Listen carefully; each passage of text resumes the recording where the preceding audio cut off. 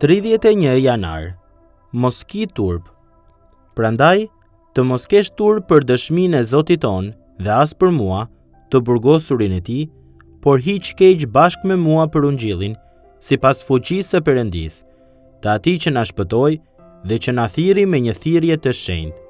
2 Timoteut 1:8-9.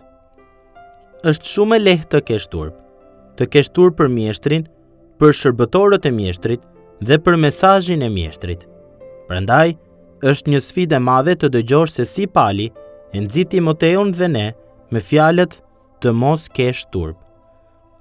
Të folurit e paqartë për fen, Perëndin dhe për shpirtshmërinë tolerohet gjerësisht në kulturën perëndimore.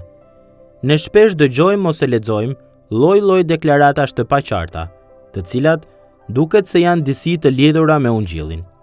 Megjithatë, ajo që është e papranueshme për standardin e shoqërisë është një deklaratë e qartë se nuk ka shpëtim në askënd tjetër përveç se në Jezu Krishtin. Nëse je gati të shpallësh bashkë me Pietrin se në asnjë tjetër nuk është shpëtimi, sepse nuk ka as edhe një emër tjetër nën qiell që është dhënë ndër njerëz në të cilin ne duhet të shpëtohemi. Veprat e Apostujve 4:12. Atëherë fjala që Pali i drejton Timoteut do të jetë një fjalë që vlen edhe për ne. Hiq keq bashkë me mua për ungjillin.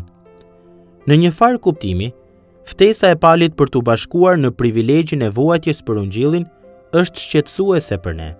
Ajo qëndron në kontrast të plot me triumfalizmin e krishterë të ditëve tona, i cili gjithmonë kërkon ta paraqesë jetën e krishterë me ngjyra të ndezura. Të shumt janë ata që duan thjesht të pranojnë dhe të pohojnë fuqinë e Perëndis për të shëruar, për të kryer mrekulli dhe për ta udhëhequr popullin e tij drejt fitores. Sidoqoftë, Bibla dhe përvoja njerëzore na tregojnë se në shumicën dërmuese të rasteve, duke lënë mënjan vdekjen si shërimin përfundimtar, ata për të cilët jemi lutur do të vazhdojnë të vuajnë dhe të jetojnë në mes të ditëve të vështira. Ne duhet të themi të vërtetën.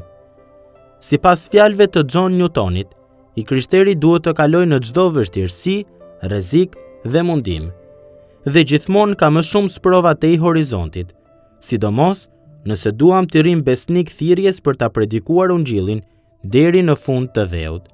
Veprat e Apostujve 1:8. Prandaj, si duhet të ngulmojmë kur vuajmë për ungjillin? Është fuqia e Perëndis nëpërmjet hirit të Perëndis, ajo që na mban deri në fund. Tekstet e Newtonit flasin për këtë realitet. Ish veç ky hir që më ka shpëtu, e më çon drejt vendit tim. Një e vërtet e mrekullueshme. Perëndia të ka shpëtuar dhe ai mund të mbaj fort në mes të vuajtjes. Perëndia të ka dërguar dhe ai mund të jap kuraj kur të bëhet thirrje për të dëshmuar të vërtetën rreth tij. E vërteta e fuqisë së tij mbështetëse është në gjendje për të ta trazuar zemrën dhe për të ta transformuar jetën.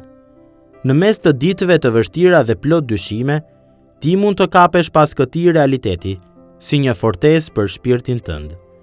Dhe kur të ndohesh të tërhiqesh dhe të mos qëndrosh për mjeshtrin tënd, për shërbëtorët e tij ose për mesazhin e tij, mund të shikosh drejt fuqisë së tij, duke bërë një lutje të heshtur që ndërsa e hap gojën për të folur, dëshmia jote të jetë e efektshme. Mos ki turp.